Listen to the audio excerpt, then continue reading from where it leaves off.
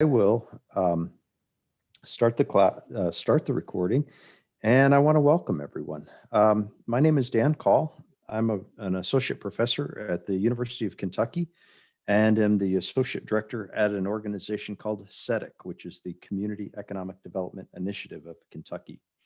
And I want to welcome you to this webinar session called Building Better Practice, a discussion on what we're learning, what is working well in team coaching with implications for community development. The purpose of this generation, or the kind of the beginning of this conversation, started with my work through cooperative extension. I'm a cooperative extension specialist and have been working in community development with teams for many, many years. And what I realized is that the work that I was doing wasn't exactly always facilitation. It wasn't really always consulting. It wasn't always, it was just actually a kind of a challenge to define what exactly that was, until I started to realize that the literature and background around coaching, and coaching not just from an individual or sports context, but coaching of teams to help them think about their structure, their function, and how their efforts can be more effective in the broader term. And so I think of it as a big difference between project and process. Most of the teams that I was working with in communities were working around health initiatives. They were working around community improvement initiatives of putting in a new swimming pool or some kind of project that they were keenly focused on. And that tended to drive what they were doing. And what I found was that they often benefited from having a guide on the side, if you will, a coach, to help them think about what processes are going to work best for them to align their energies, make decisions, be inclusive, and really reach out to create a larger community impact. And then I started to realize that I wasn't the only one. In fact, I'm probably a latecomer to the group. We have today with us an exceptional panel.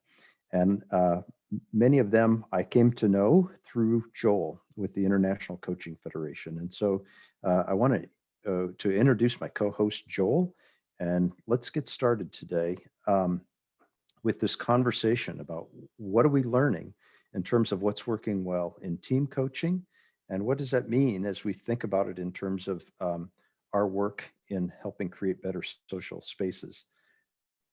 Before I ask Joel to introduce himself, though, let me just say, in terms of how this will work, I ask you to remain muted if you would. We will have a series of questions for the panelists. And at the end of this, we'll also have an opportunity for you to chat in the chat box and ask some questions yourselves. And at the end of this session, we will also have contact information, so that if you would like to follow up or have additional questions, you will be able to contact each of the panelists. So with that, let me turn it over to Joel, my colleague. Thank you, Dan. So Dan and I met several years ago, had a cup of coffee together, and had an excellent discussion. He was talking about community development and what it entailed. And I said, well, that just sounds like coaching. And then introduced me to a book on community development. And I'm like, wow, this is coaching. So what I do is I have worked at International Coaching Federation for about 6 years and have a small academic research team there. And just recently in November, December timeframe, we came out with a set of 29 team coaching competencies that we developed over about an 18-month period. That these are additional competencies from our traditional core competencies of one-to-one coaching. And a couple of our panelists actually helped us to develop that. We always draw upon subject matter experts, very experienced coaches, and so we're very grateful for all that help that we get from and input from those experienced coaches. So I'm delighted to be here for this discussion and honored that I can be a part of it. So I'd like to ask each of our panelists to introduce themselves. Katerina, could you go first? Thank you very much, Joanna. We're going to say why me first. I'm excited and I'm also very nervous, maybe because I'm also at the other side of the world. I am in Greece. So I coach, I teach, I mentor. And a fun fact about me is that I'm working over 25 years now with teams and groups, which is very strange for a very shy introvert like me. I am the co-leader of the team and group coaching community of practice of the International Coaching Federation. This is a platform for coaches to advance their development in team and group coaching, to deepen the expertise and learn best practices. I'm also the co-founder of Team Coaching Global Alliance with Jonathan here, and co-founder of Coach Activism, which is an international initiative for the refugee crisis, and a member of the Climate Coaching Alliance. So in my practice, I work mostly with leaders and teams or groups specializing in adverse environments.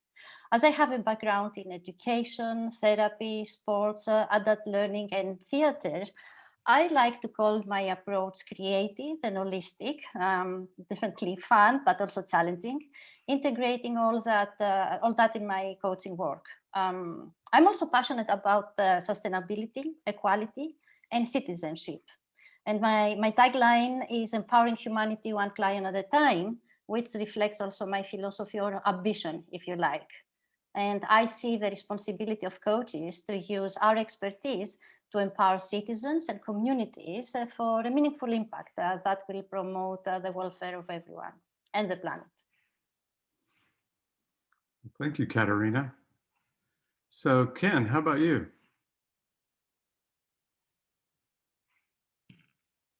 Hi, I'm periodically having a little trouble with the audio, so can you hear me all right? Okay. I'm in Little Rock, Arkansas. I loved what Katerina said. I have about 20 years or so of coaching experience, usually with teams of leaders, coalition folks who are stakeholders in a larger initiative. I'm coaching some rural Native American community colleges that are working on student reform and educational pipelines. I used to do a lot, and I'd say I'm helping a group of rural heritage folks in a very small town in southern Arkansas design and develop a Johnny Cash Heritage Center. This is a very big, sprawling, ad hoc group of public citizens, elected officials, retired bank people, Johnny Cash's family, and some community colleges. So it's quite an interesting vision and team building. They're in their early stages. So like Katerina, I do a lot of coaching people. Most of my folks outside the colleges don't know each other all that well. Inside the colleges, there's a tension and a hierarchy that I often deal with. And I've been doing a lot of that work for about 25 years and wrote some books with colleagues about coaching but feel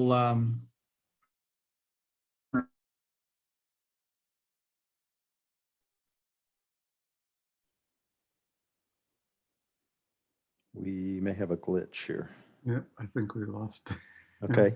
How about Allegra? You wanna start? Thanks for inviting me here today. I'm excited because I'm in North Carolina and I am not watching basketball this weekend. I have no basketball to watch. So I'm an ICF coach, and I have been coaching alongside a practice of working on the front lines of community development in different ways for the past decade. I started as the executive director of the social sector at Duke University's Divinity School, primarily in global reconciliation work and end-of-life care. I've been the executive director of the Rick Herrema Foundation, which focuses on reintegrating military families and taking soldiers, basically turning swords to plowshares and seeing how that can work. I also served as on the board in a in a pivotal role for the Southern Documentary Fund, which helps American voices tell stories about the American South. And today I'm managing partner of the Choose High Performance team, which focuses on teams, helping teams be as powerful as your dreams is our motto. And this comes out of, this Choose High Performance comes out of the Sandy Hook massacre, which created the Choose Love movement, which was focused on addressing grievances at the root cause. And the root cause, is how can we turn this grievance thought, instead of it having become a violent thought, into a loving thought. And that program is now taught to 2 million people wide, has been adopted by the state of New Hampshire. A city in Japan is about to adopt it, a city of about 2.9 million people. And what I have found works, kind of my philosophy has been one of what Carl Rogers would call unconditional positive regard for everybody I meet. It might be the bigot who owns the gas station. It might be an 8-year-old. But how can I come to that person with an ICF competency and a coaching position of unconditional positive regard and empathy, warmth, genuine interest, and trust, and see what happens there. And only when we warm up that human being in front of us can we see what's possible. So that's my perspective. I've also done a lot, and we'll talk about that later, in the forgiveness movement, as well as in the play movement. And so I love play as part of what we bring to a full body experience of helping teams work together. So thanks for having me today. I look forward to the conversation. Thank you, Allegra. Ken, do you want to pick back up?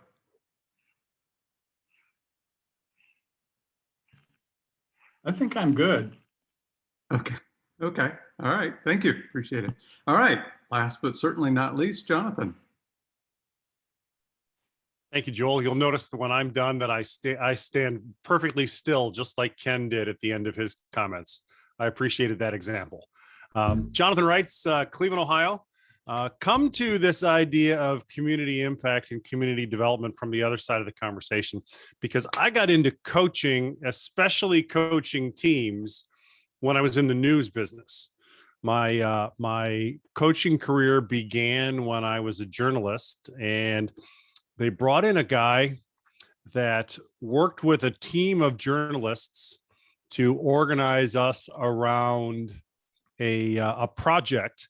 And he took this incredibly opinionated, incredibly divided, incredibly passionate group of people, and in a matter of moments, knitted us into a cohesive team by applying these coaching skills.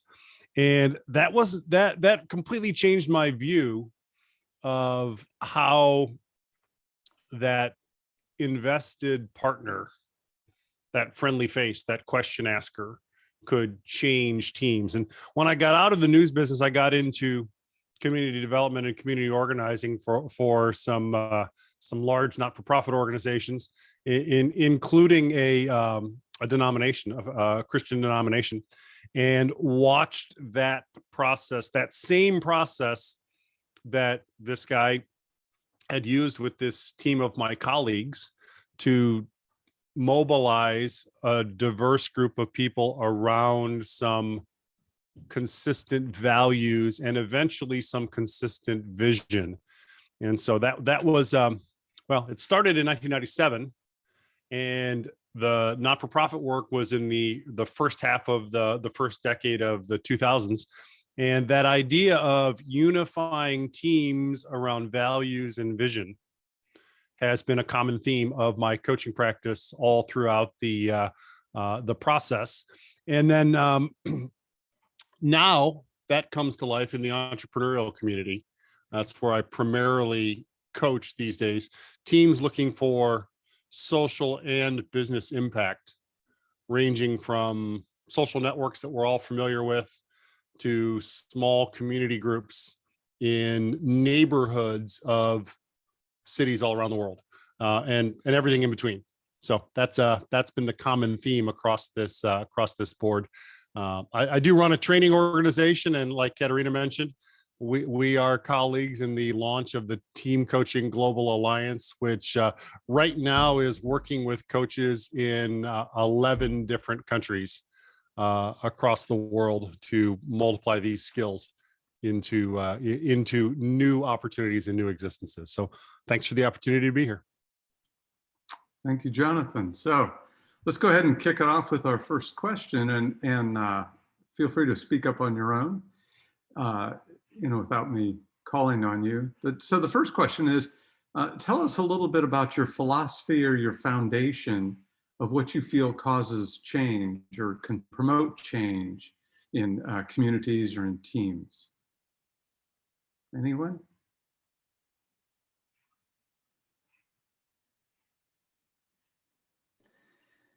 Joel, this reminds me a little of my class that I teach. I'll jump in, and then I look forward to hearing what my colleagues have to say. And this, one of my benefits of being here is getting to hear their perspectives. And so the question you have, as I understand it, is what can help us cause change? And I'm going to start with a philosophy that is just a fundamental, and it's a definition of terms. And I help people, I go in and say, I don't know what your goal is, why you're bothering, what your idea of health is. So I start with, what does a healthy human being look like? What is a flourishing human being? What is a flourishing team? What is a flourishing community? And I find some very basic checklists. And I say, this is our checklist. These are our green flags. So we want to capture as many of these green flags as we have. If we're looking for a human being that we're going to work with, we're going to look for these kind of elements of a flourishing human being and see how many of the green flags we can catch. So I just start out with that philosophy of, what is a standard of health that is, that tends to be non-controversial, grounded in good psychology, the basics, the classics. And from there, we can see where we want to get. I have a position in my coaching that I am not driving a van into Northern Ireland to rehash centuries of violence. I am not going to drive a van there. I have one life. I'm not going to drive you there. So I'm going to drive that little minivan to a place of health. And what does health look like? And that's a grounding philosophy. And if nothing else, in a conversation with me, people pick up that there is some standard of flourishing that maybe they want to go towards. And I find that that's helpful for me, even if I don't get the gig.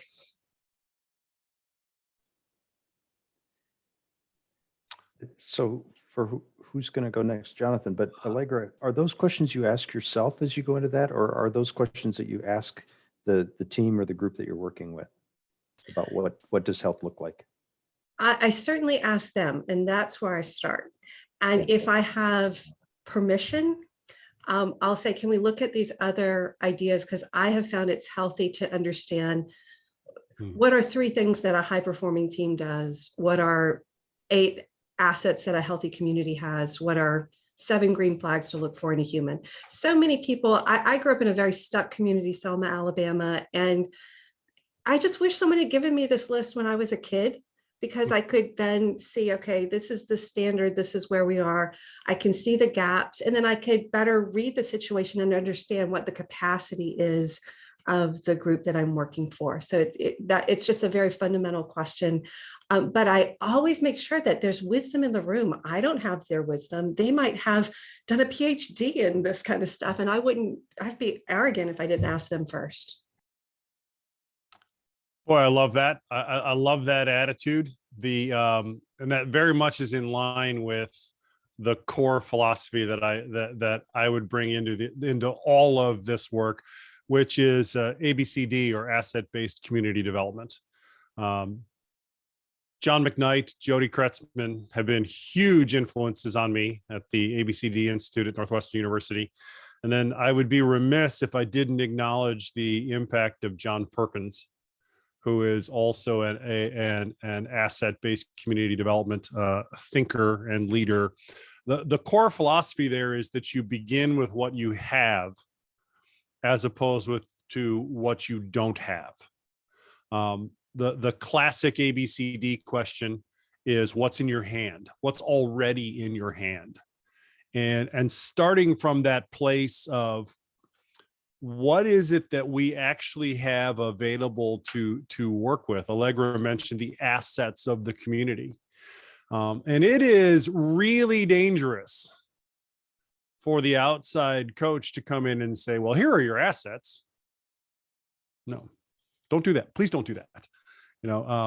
But to say, hey, what is it that's within our reach? What is it that we have to work with? And what kind of groupings or actions might this suggest is an incredibly powerful glass half full kind of mentality to come into a coaching conversation. And it builds the right kind of mentality, orientation, relationship across the team, because we're not coming into that conversation like we do in so many things in well, at least in America today, but the world in general. We come in and our first instinct is to point out all the things that are wrong. And asset-based community development just starts from a completely different perspective, saying, hey, let's really camp on what we've got available, the things that are right with the situation. And I think that attitude, that mindset, very much in line with what Allegra was saying, is a multiplier for what's possible and a critical building block for actually developing community and all the things that come from that. So hopefully that's a capture of the philosophy that I bring into the coaching conversation. I can jump in.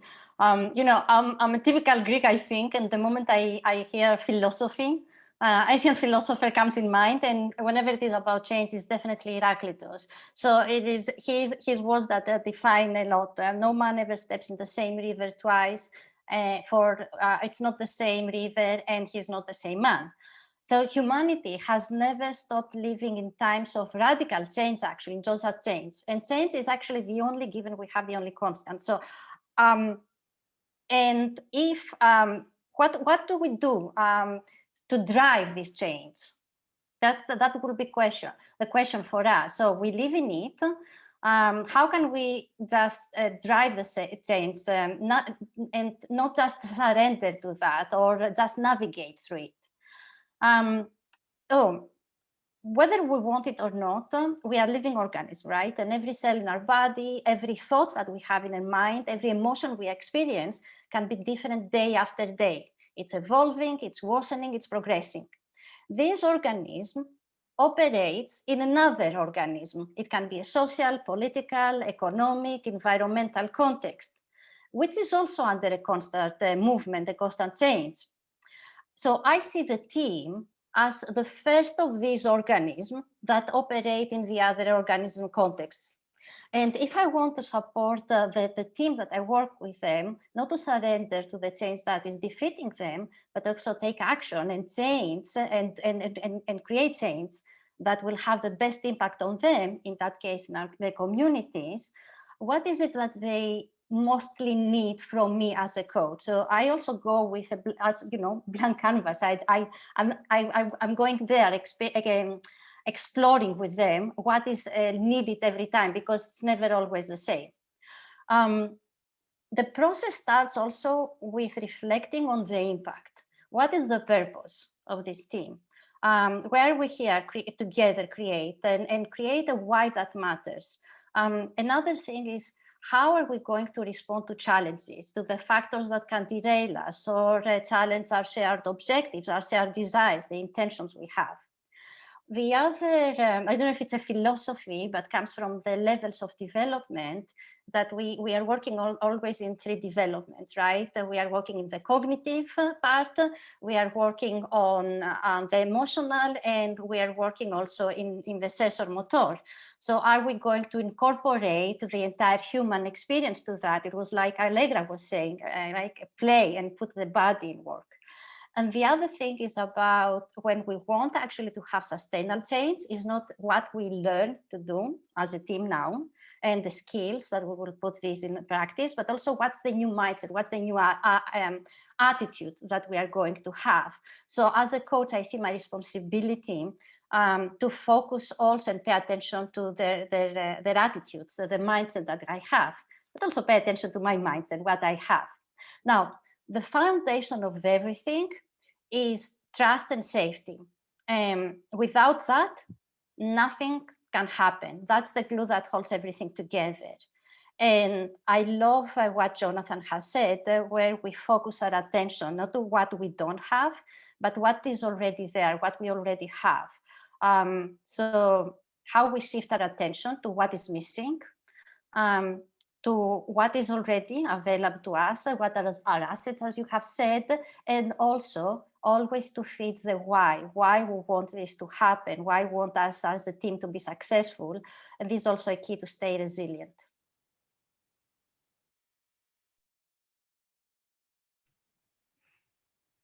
Thank you. Ken, how about you? Thoughts? I loved Allegra's reminder about how important definitions are and how in the early stages, I've been both a coach that someone inherited because funders said, we'll give you some money and we're going to give you a coach. I've been at places where we were just informally trying to discover a way forward, and it appeared that the group could use some facilitative juice and energy, and there was a role that appeared, but took some time for us to figure out, well, what would that be and what's responsive and respectful. So I just think it's very interesting to think through the beginnings of conversations and your arrival and your role. And I think my coaching has always been quite different as time goes on, and it's never the same a month after the first time we've raised the term, and it's way different a year or so afterward. Thank you for bringing up that, helping people talk through what they think they mean by what they're doing and who they are and what they're in it for. Well, before Dan asks our next question, I want to make one little comment, and that is that one theme that I often hear when I talk to very experienced coaches is what you brought up, which is getting out of the way and letting the team or whoever you're working with, letting them express what it is that needs to guide the process.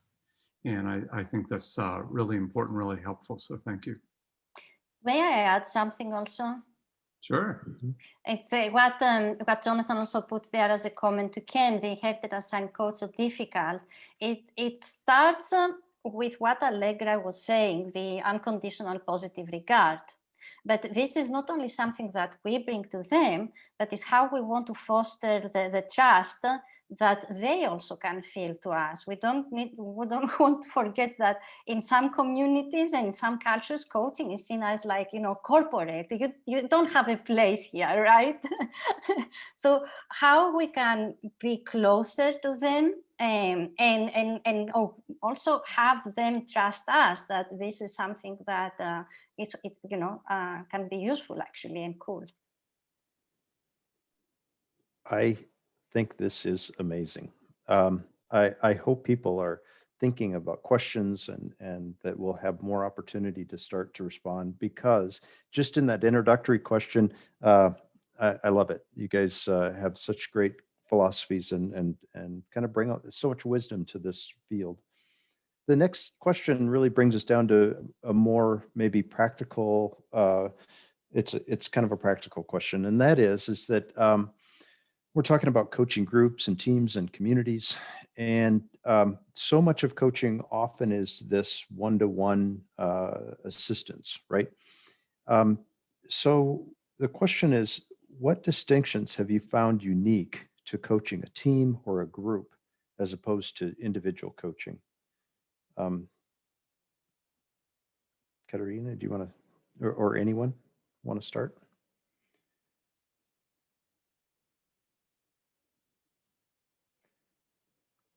I leave it to Jonathan.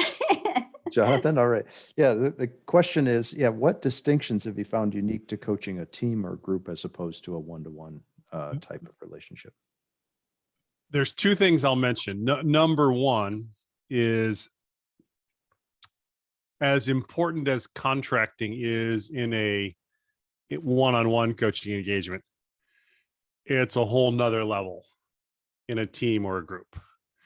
In fact, if you as the coach are at the place where you're tired of referring back to the contract, you're getting close to the amount of energy and attention that the contract actually needs.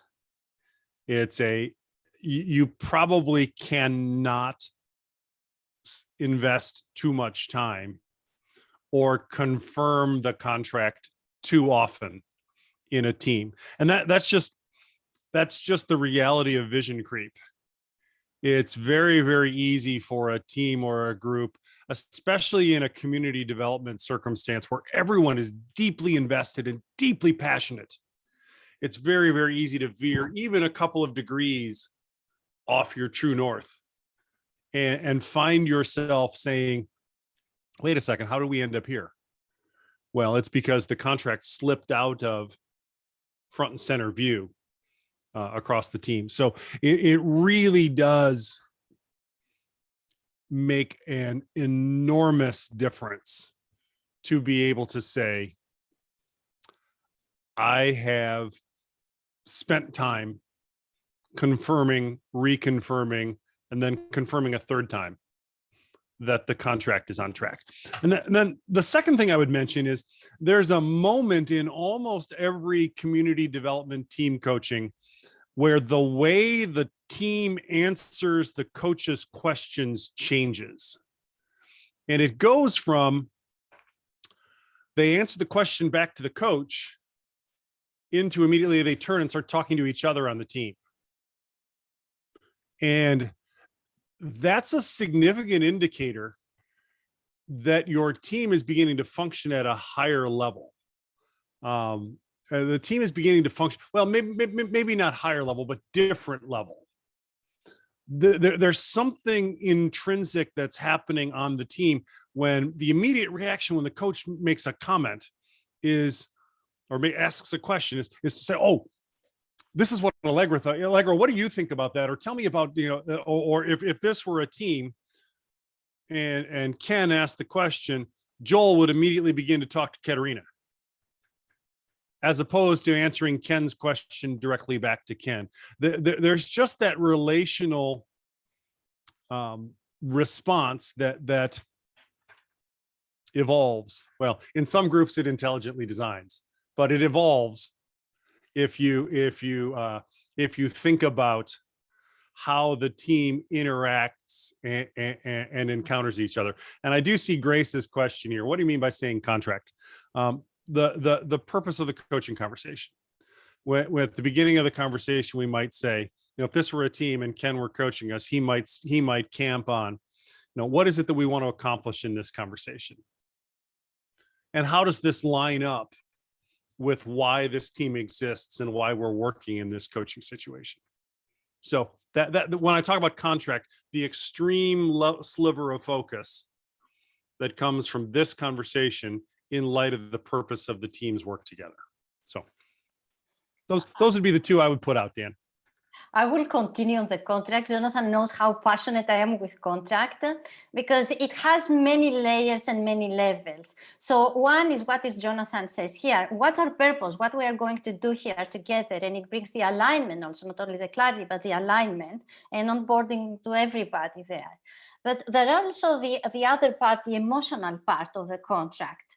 So how do we want to work together? Because how is it like, if we have this unconditional positive regard, how it looks like? What does it mean to have a safe space, to bring also, for example, our disagreements and manage our conflicts here? Also, in face of the challenges, How do we want to make decisions? How do we want to respond? So that's where we create all of the rules, the norms that will also help us make decisions or overcome whatever comes their way. There is also the other aspect, again, part of the emotional, is about what are our wishes, our fears, our concerns. And we bring also that, we share with each other. So it can be from a dream to a nightmare. You know, what is it that are our concerns here? And we share our expectations. That brings a deeper alignment. So we are not only aligned in the goals that we have, but we are aligned in our deeper motivations that we have. And we start seeing each other differently and understanding in a different way. So I'm going to add this.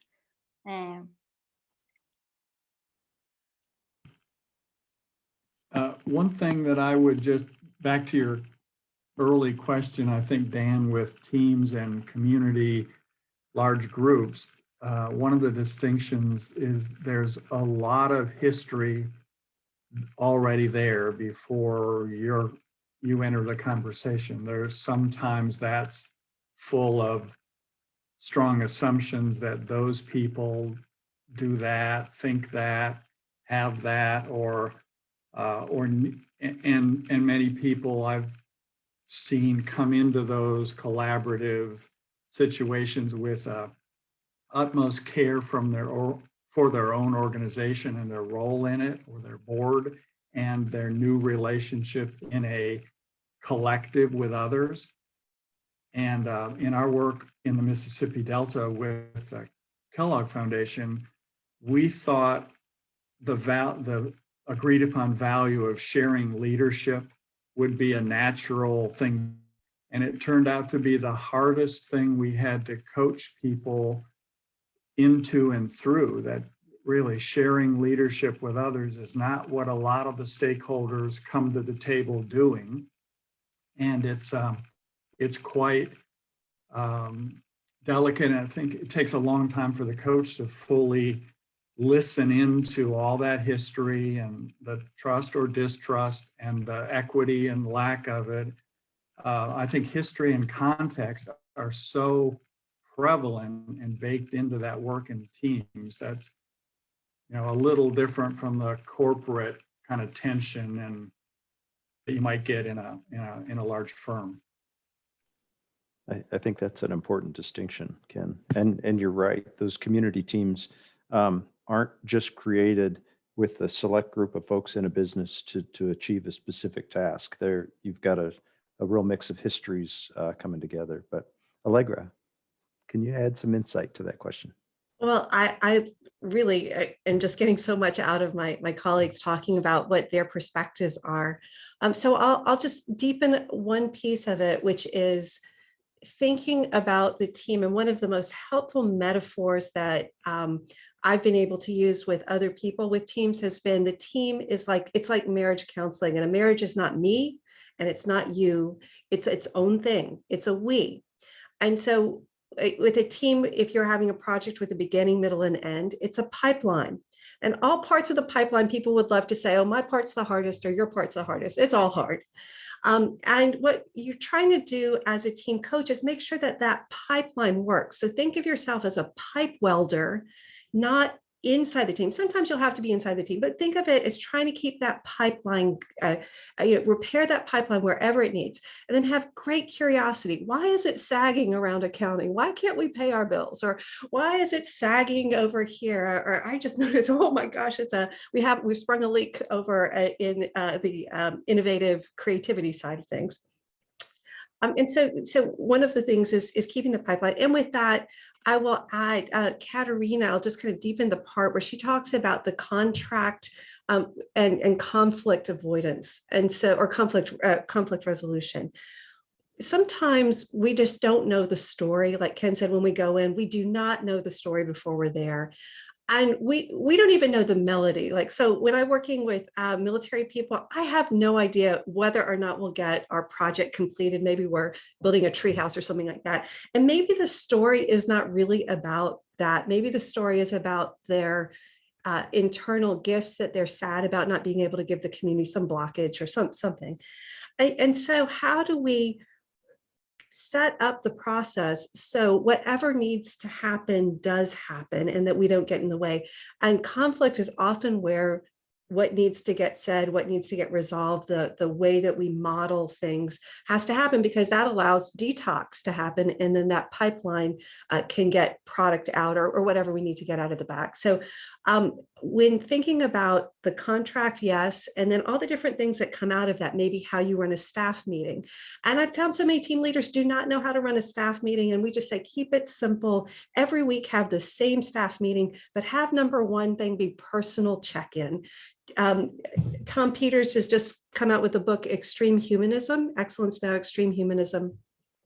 And one thing I continually find out is that staff meetings can be group therapy for people. They're not listened to. And so if you have a team member in your community who has stage 4 cancer and you don't know because you never asked, then that's on you. And so as a team coach with unconditional positive regard, give them a place to say how they're doing and then ask the second question in a staff meeting: how are we doing with our team charter? How are we doing with this agreement that we set up? Because they might want to put it in a drawer, but you're going to pull it back out of the drawer and say, it says that we resolve conflict. Are we up to date on resolving conflict? And then that helps you, when you do get to the conflict phase, be able to really have I love having teams say, you can go from a conflict that takes 5 hours to resolve to 5 minutes. And you do that with good contracting, like Jonathan said, because then you can say, our expectation was this, I observed this, would you like to talk about that? And then they say, and then you have your resolution because you set it up in the contract. And those kind of things help our teams and communities just breathe a little bit easier. I know how to, I'm not going to be blindsided. I know how to handle myself when I am blindsided, because of Katerina's saying a lot of this is emotions and has everything to deal with building flourishing humans and maybe not getting your art project done, even though that's what the community wants. And don't miss one of the most important of all the important things Allegra just said. Don't gloss over one of the most important ones. She said, when you come to conflict. She didn't say if you come to conflict. She didn't say on the rare chance that you come to conflict. No, it's when you come to conflict, because you're going to. And the contract, the agreement, helps you get back on track from that and turn that conflict into an asset for the team. So it's when conflict comes, because it's going to come. The other thing she said that I loved was a little bit Dr. Seussical, but it's the team is a we, not a you or a me. I just love that. You didn't quite say it that way, but wow, it's like, wow, that just really stuck with me. Let me ask you another practical question. And that is, so actually Dr. Hastedi in the chat asked a question too about what are some powerful questions or some of the methods, but it aligns with this question, and that is that as you're working with coaching teams, are there methods that you found particularly effective to help that group keep on track, move forward, think about the bigger picture of change? What are some of those methods that you've utilized? I can start with one of the approaches, because it gives a lot of great questions that was asked. Appreciative inquiry. And especially when we are talking about communities, I love the philosophy and approach of appreciative inquiry, the stages. And I think it's going to not only create, empowered in the way we want also, and create a very good base for every, to bring openly our disagreement and conflict, but it will also create more sense, more impact, and better ownership of this impact in the communities that the team is creating.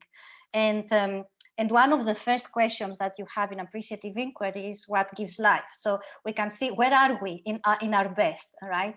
So it's a simple question. When are we in our best?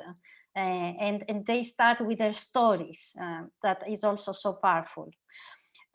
Practical tools. I love wheels. I work with wheels. For example, I customize the wheel of life. I've done that with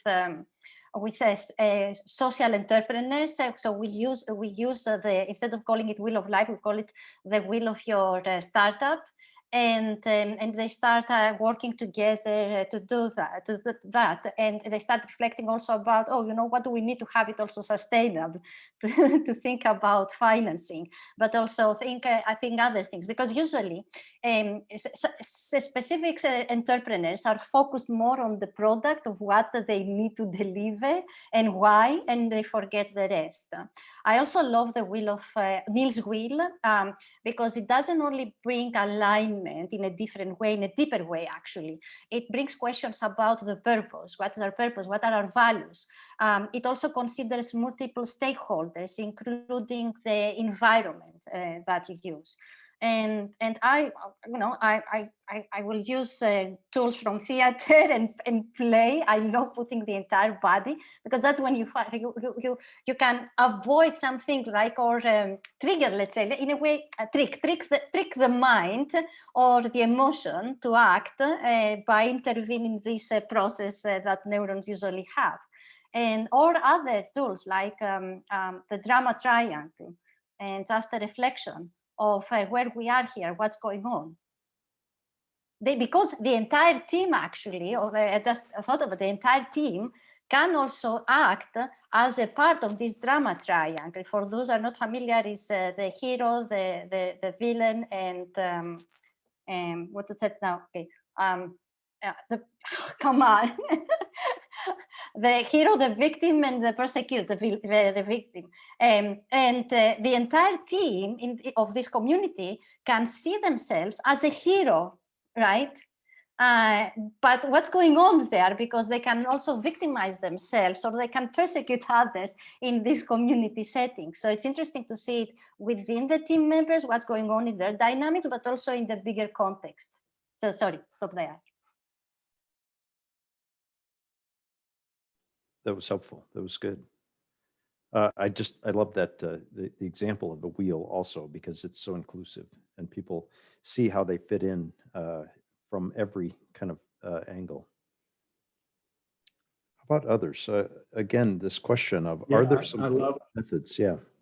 All I was going to add to Katerina is her wonderful piece there, her offering, is that I found in coaching really helps and to draw out in simple illustrations or concepts for a group. You can talk and talk, but usually I found great benefit for the group if you can get a big picture on the wall somewhere and you can start saying, well, are we here or there? Or if we did this, is this where we're going?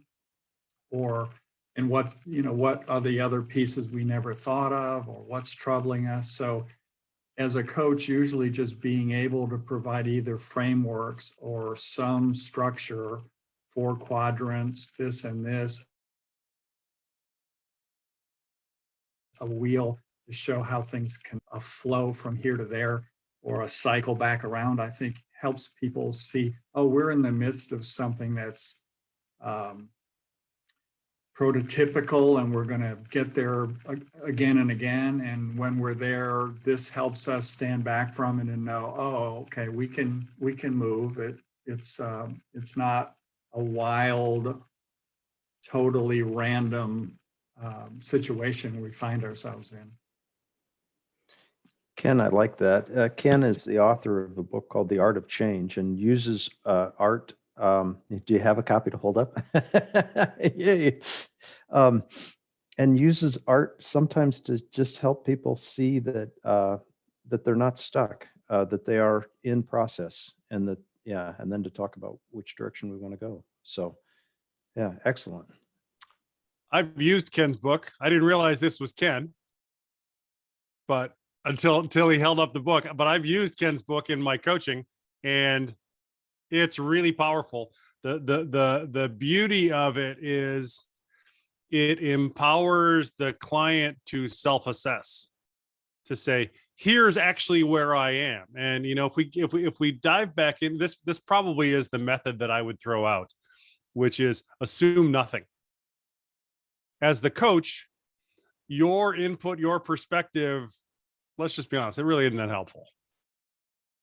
But if we can conduct ourselves in a situation in such a way that the client is empowered to say, you know what, I'm actually here. You've given a gift from your coaching.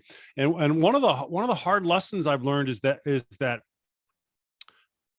sometimes a client, especially in a community development conversation, will struggle to self-assess where they actually are until there's somebody who's not usually there present in the conversation.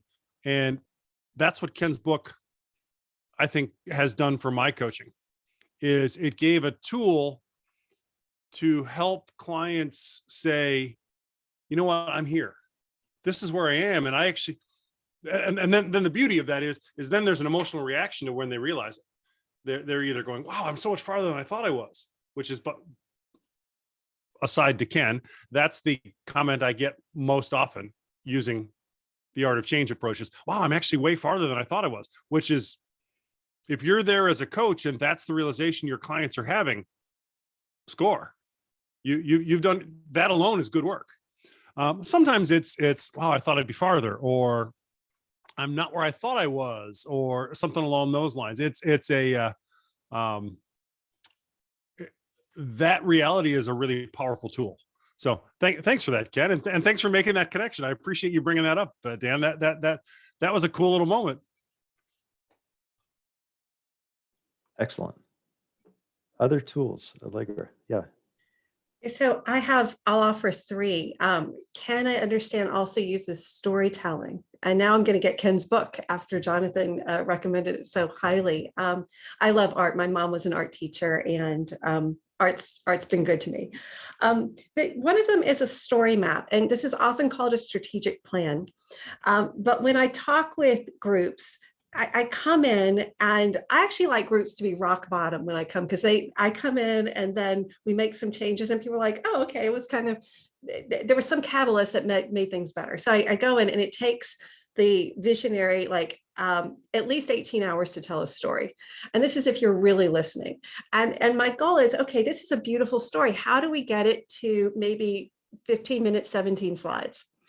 And I'm also a novelist. I study story writing, and I've listened to a lot of, my background is in innovation. So I've listened to a lot of strategic pitches, and I've gotten, and I'd be happy to send Dan kind of a very standard strategic plan model that says, this is how you tell a story. And so it's interesting. It doesn't bore people. You don't want to bore the person you're going to share it with, especially if it's the town council. You want to pull them into a story, and a story has the protagonist, the obstacles to change, and then the solution to change, and some kind of resolution. And so a story map, which we call strategic plan, but don't make it boring.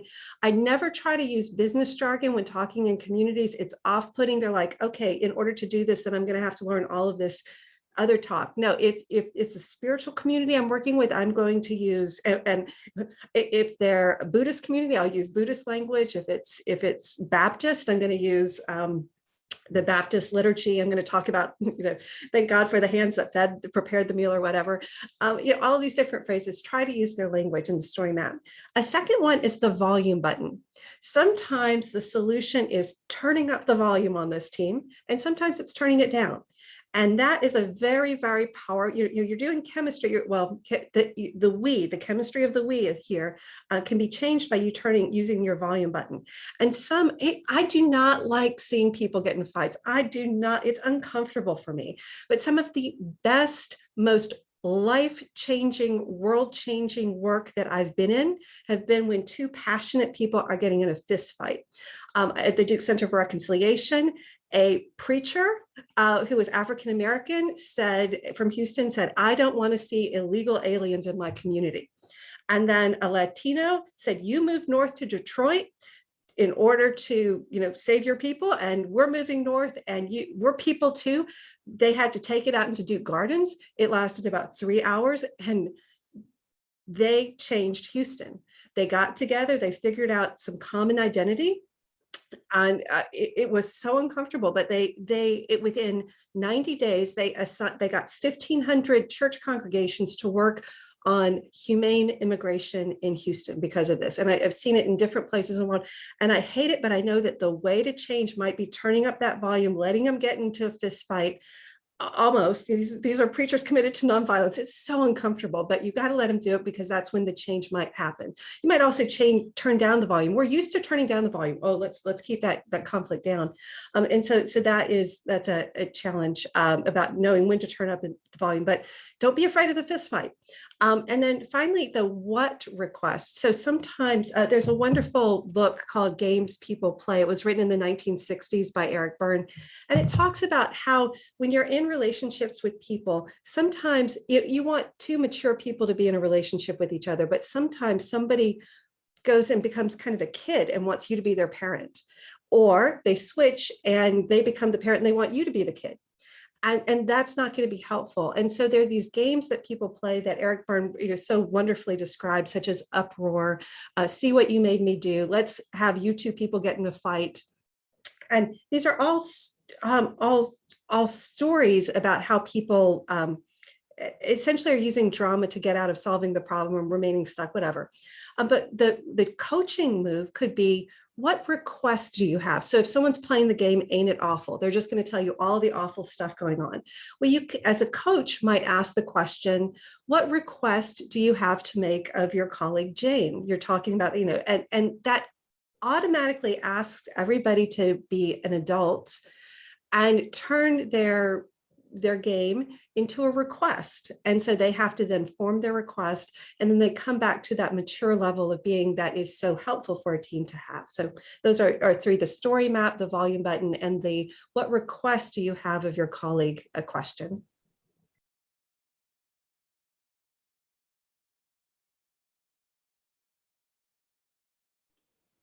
Excellent, thank you. I think those are practical and useful tools. So Joel, I'm going to hand it back over to you. All right, thank you, Dan. So one of my favorite questions when I'm having discussions or doing interviews is like, what's the single biggest thing, or the single biggest important thing? So for you panelists, what is the single biggest coaching insight that you could each share that would be helpful to others, that would may work to affect change in communities? The single biggest coaching insight.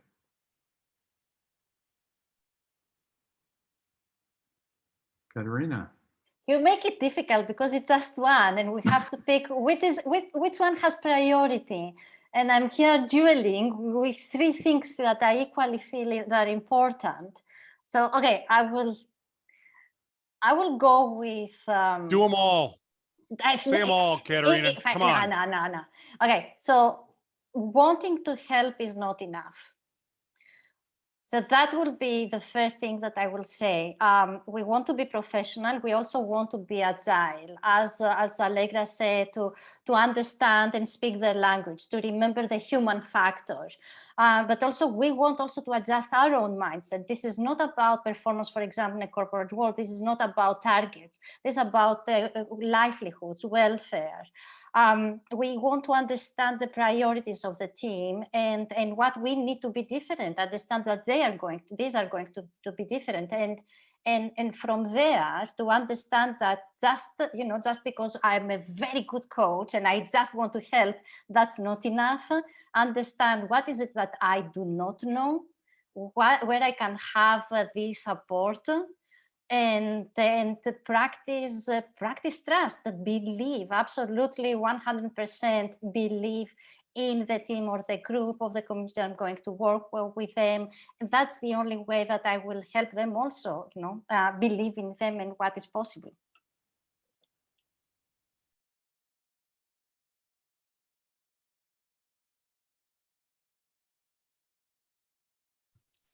I'll follow that up with I'm going to give you two, even though you only asked for one, Joel. So, I'm throwing that rule right out the window. That's okay. You can overachieve, Jonathan. Thank you. I appreciate that. They're both short.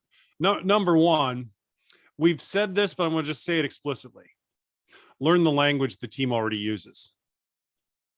It is critical. I cannot stress this enough. The coach learns the team's language, not the other way around. Rookie coaches, less experienced coaches, insist that unintentionally often, usually unintentionally, insist that the team learn their language instead of the coach adapting to the team. Please don't make that mistake, because what that does is it lowers the ceiling for what's possible on the team dramatically. We talk about, in the coaching world right now, one of the red hot ideas is being a multiplier. If you force the team to learn your language, you're a divider. You're not a multiplier. You're working against what you're trying to accomplish. So that's the first one. And then the second one is this is just a practice that I have that I would offer to you for your consideration. And that is that I start every team coaching conversation, especially in a community development environment. I start every team coaching conversation the same way with the same question. And that is, why are we here? The first time, it's fascinating. This is one of the things I watch for. It's fascinating. In the first conversations, you might get 6 or 7 different answers. But by the time you've had 2 or 3 conversations, you should be hearing a unity of purpose from across the team that is really powerful. And sometimes someone on the team will admit, I'm not sure I'm still in. And that can be really helpful. That can be really, really helpful. So again, though, if you haven't learned the team's language, you might miss it. So learn the team's language and start with a recommitment. Hey, why are we here? What are we doing? What are we working on? And those raise the ceiling for what's possible instead of lower it.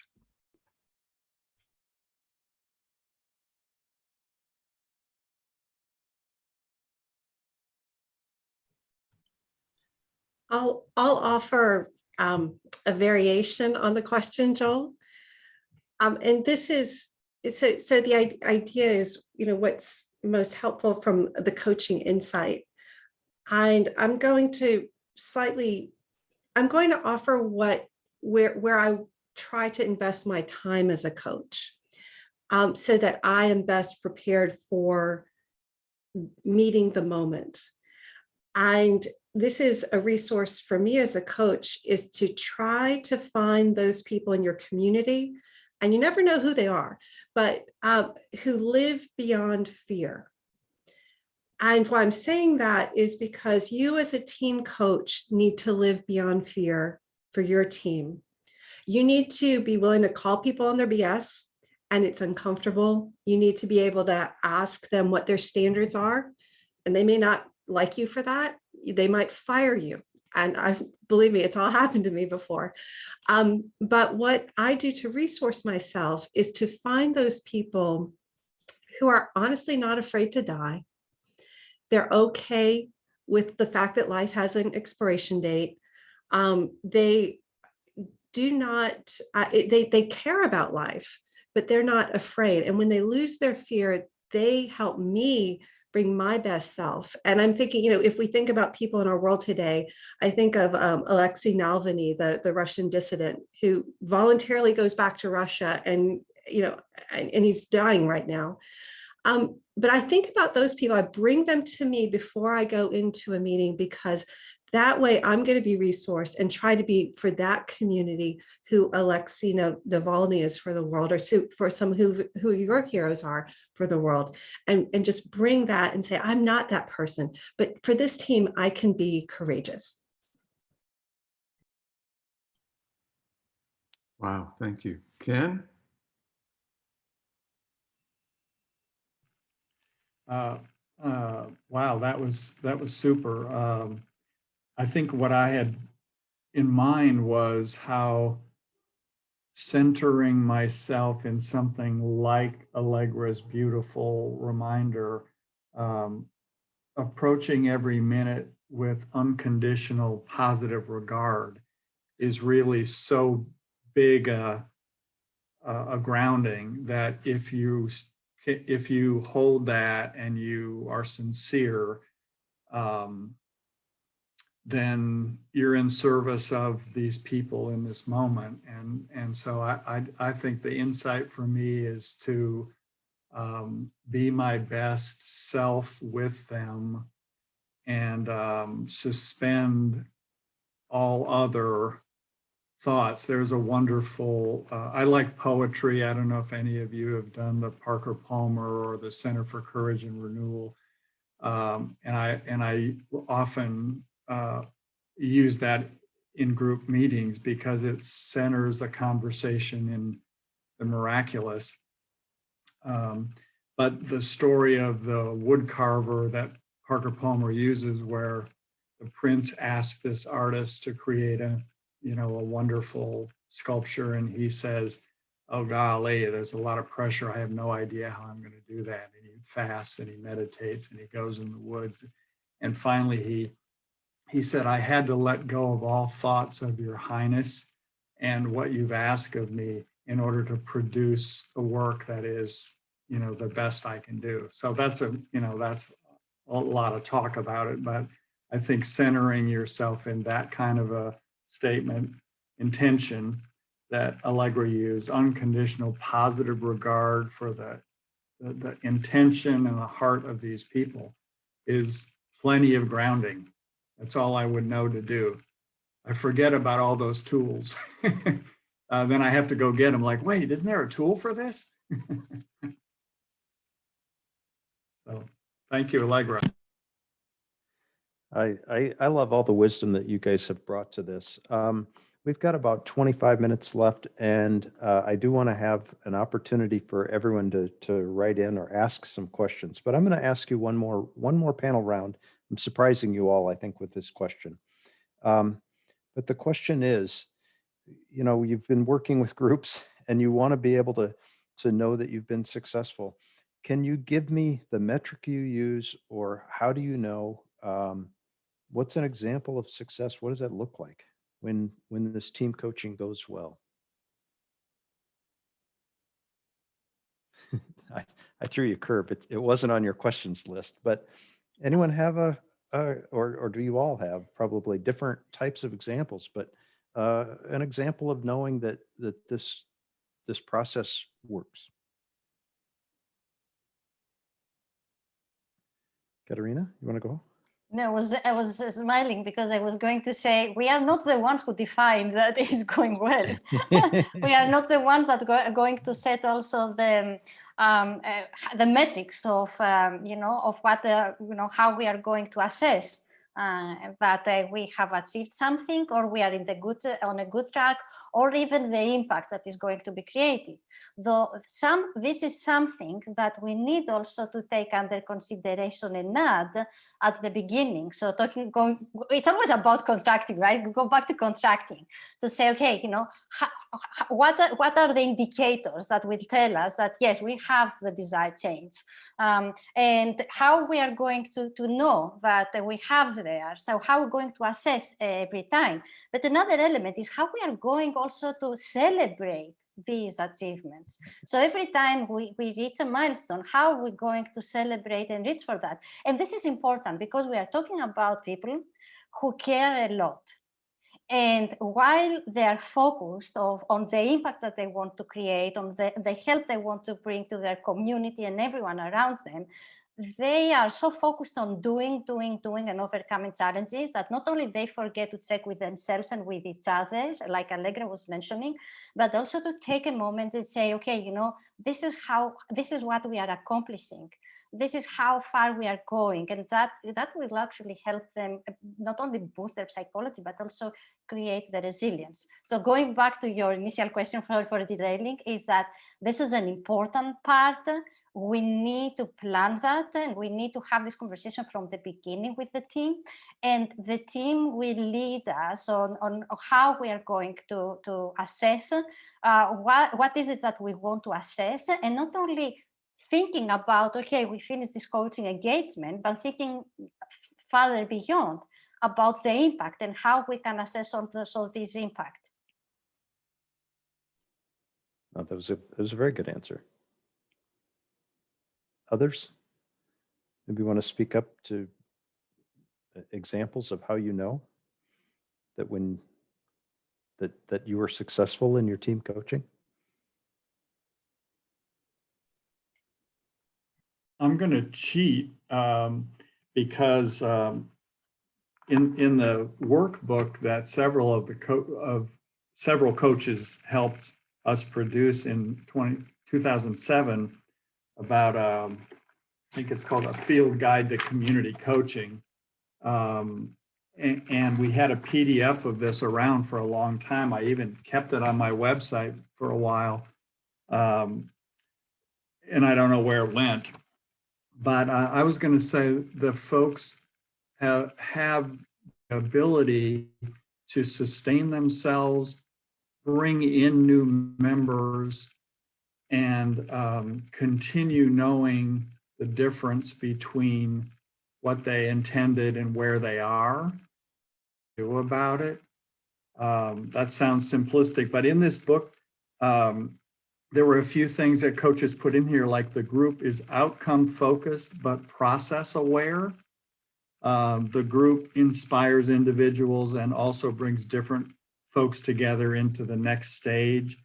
The group has a heightened awareness for some guiding frameworks in their work. And they've challenged the status quo in an indirect or direct method. So there were several things in here that might be success outcomes for having been a part of a coaching infused community. Hey, Tom Donaldson, he knows where it is. Thanks, Tom. Website. Yeah. You know, you're getting a little long in the tooth when you said, I saw that someday. Where is it? One day. Anyway, there's a lot of real practical things. If you're starting coaching or want to do it, or you're just feeling like you wonder where all the good stuff is that you never thought of, there's some things in there that might help. Those are very good examples. Yeah. So I'll jump in after Ken and Katerina have given us this wonderful list, and I'm taking notes, and I can't wait to hear what Jonathan says, because I think that there'll be a lot of really good wisdom here.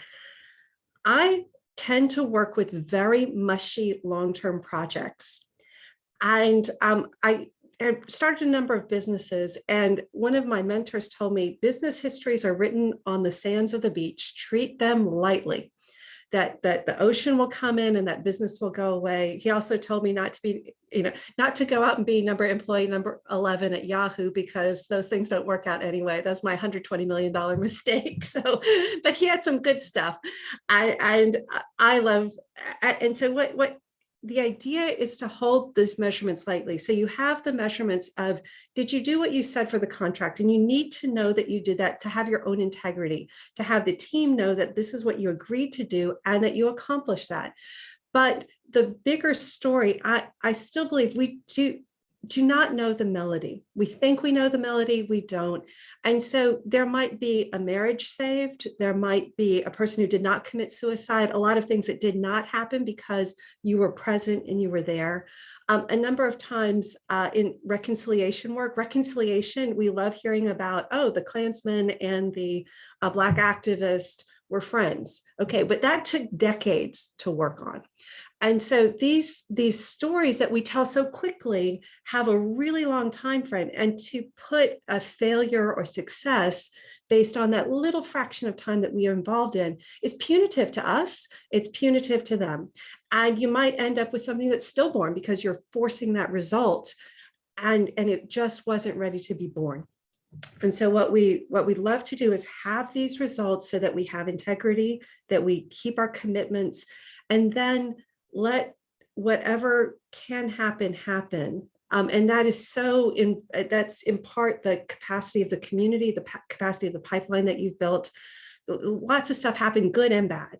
And so I never want my desire to have a result it was it like Schrodinger's cat, like the more you try to measure it, the more it changes. So I don't want, as a coach, don't let your desire for results impact maybe what shouldn't have been measured in the first place, like the power of community love, things like that. I love that. I think that there's two, maybe three lenses that I use to evaluate. And I'm going to sort of organize these in order of difficulty, because there are some that are easy to look at. It's if you're paying attention and you've contracted well, it's often easy to get a sense of economic impact or, immediate results orientation. And, to echo Allegra's comment, that I think it is critical that you pull out the agreement and you look at the end of the engagement and say, hey, did we do what we said we were going to do? And that's almost a yes, no question. Did we do it or not? But I think it's really important to move into this second group, which are things like, what did we learn? How are we thinking differently as a result of this? What new awarenesses or what new opportunities are we now thinking about that we weren't thinking about at the end? It's a much more qualitative comment than the typical quantitative outcome, especially when you start thinking about from an entrepreneurial standpoint. Everybody thinks an entrepreneurial lens is looking at, did we launch this business or did we launch this community group? No. The true entrepreneurial lens is, did we solve the problem we identified early on in the process? And that's almost always a nuanced answer that is critical to think about. But there's two more I'm going to throw out to you. Number one, how many new leaders did we empower in this process?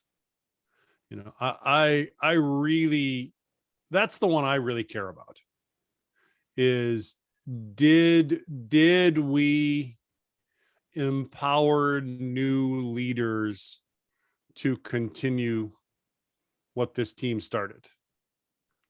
Now, it'll look different. It'll be a different thing. But is there somebody new saying, you know what, follow me? Let's go here. And people are going with, that to me is the ultimate lens. There's a multiplication component that I think is really critical for community development. And it's really easy to look past that, to look past that particular opportunity. And then, Katerina jokingly said, hey, did they call us back as a lens? Yeah. Yes. Critical. But the other option is, or are they continuing without us? Which is just as good in a lot of ways.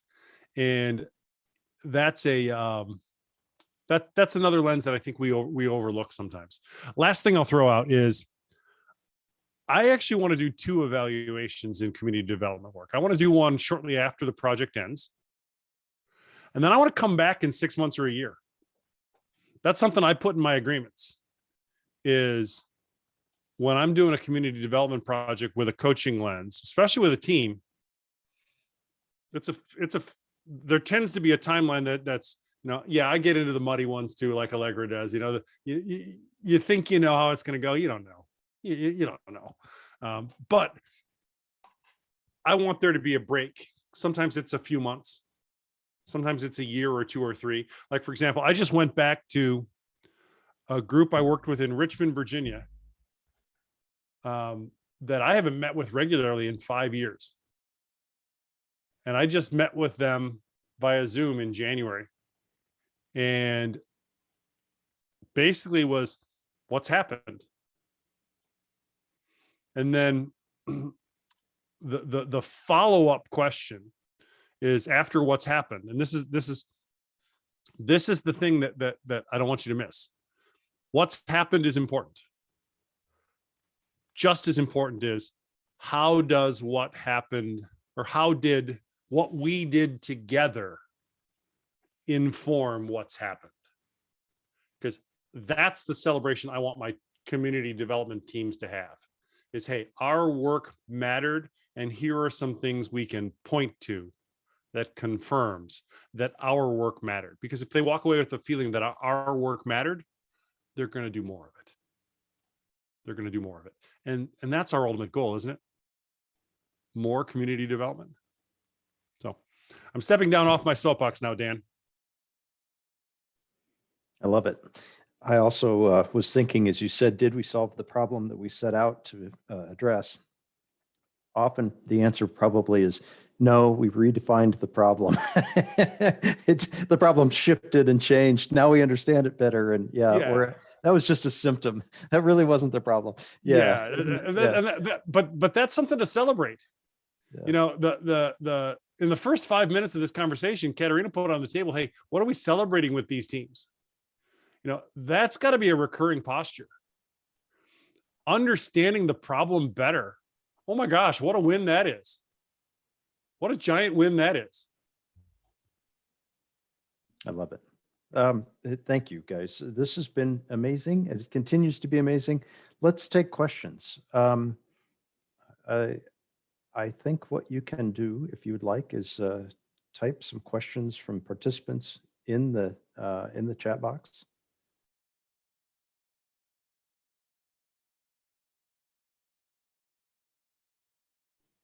Or if you're, says I'm muted. Or if you'd like to raise your hand, we can unmute and ask a question also. To answer the question that's in the chat area now, I've used ripple effect mapping. Fishbone diagrams more directly, but the same kind of principle. The critical thing to me for ripple effect mapping is don't stop at today. Don't stop at, hey, how did we get to today?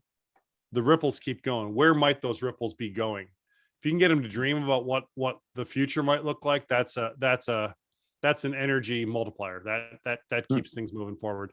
That can be really powerful. And there's no pressure to be wrong, because you don't know what's going to happen. Good. Other questions from the group? Anyone have any burning questions?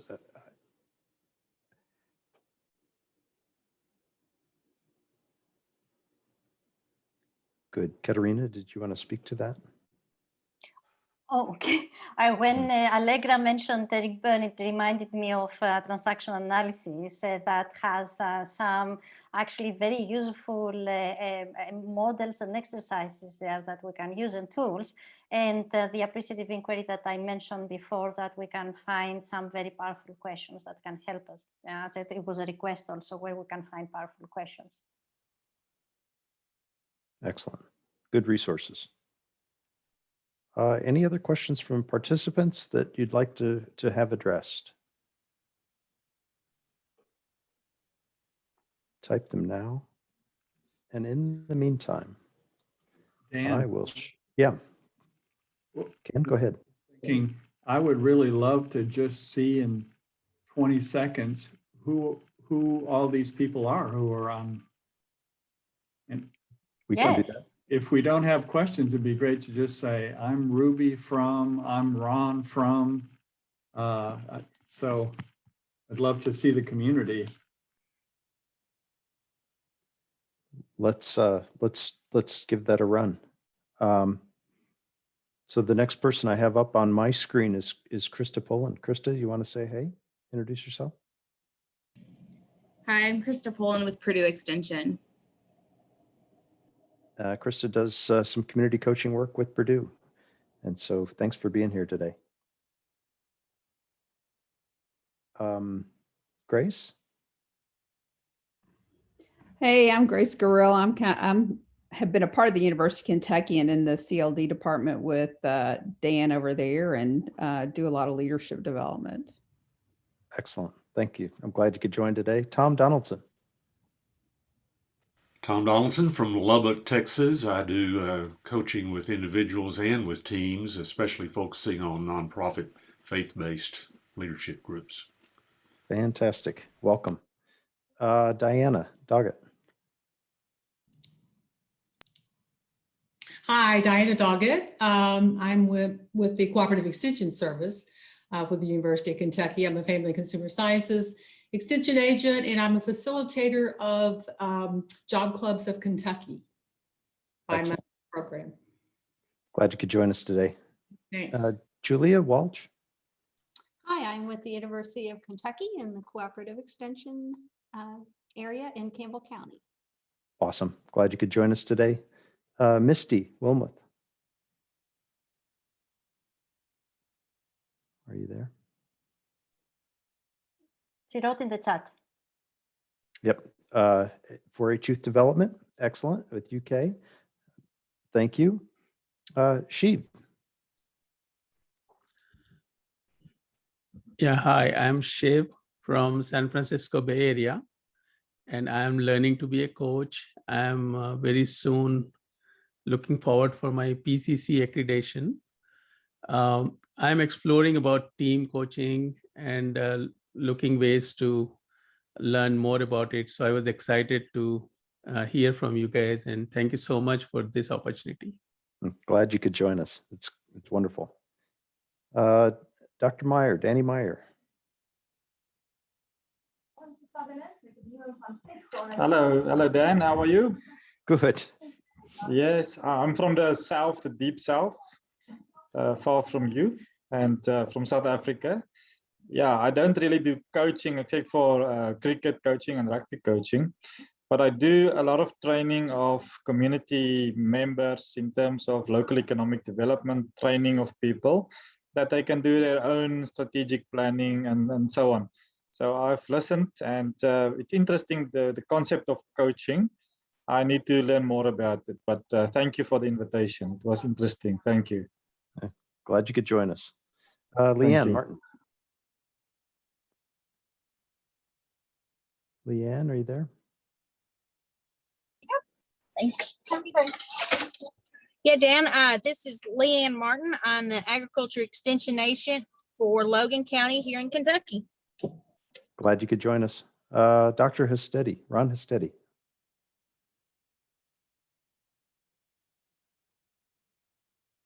Ron, we'll come back to you maybe. Julia Walsh. I did Hi. a little intro earlier. University of Kentucky, Campbell County area. Sorry, did I call on you twice? I'm the lucky one. My little, hey, well, we just wanted to hear from you again. There you go. My screen, as people, as cameras come on and off, all of a sudden has shifted. So it's been a pleasure. Thank you. Yeah, glad you could join us. Have I missed anyone? Yeah, Olivia? Yes, that's right. Hi, everyone. My name is Olivia Ferris, and I'm an FCS Extension Agent for the University of Kentucky, and I'm also on our Health Coalition board here and with our substance abuse programs in this Appalachian region that I'm located in. Excellent. Glad you could join us today. Was there anyone else that I may have missed? Well, let me do this. Let me share the contact information for our panelists and for our hosts. I feel that today we have just gone on a wonderfully, it's like a cruise into this concept of coaching. And it's just been fantastic. I appreciate all of you bringing very different perspectives and yet kind of common perspectives of working with groups and what that means and what can we learn as we really start to distill this art, the skill set of helping teams think, work, and act together for a broader social change. So please, if you have additional questions or want to contact any of our panelists or hosts, please do so. And otherwise, I just want to say thank you on behalf of SEDEC, on behalf of the University of Kentucky, and on behalf of the International Coaching Federation. So Yeah, anyone? Yeah. Joel? Thank you very much. It's just been a tremendous panel learning from the wisdom of all you folks. So thank you. Excellent. I hope to continue this relationship. You guys did an exceptional job. I don't know if you serve on panels together all the time, but it sure seemed like it because you were seamless and did an excellent job. So thank you all. Have a great day. Thank you very much for the Thank you. invitation. And thank you for everyone.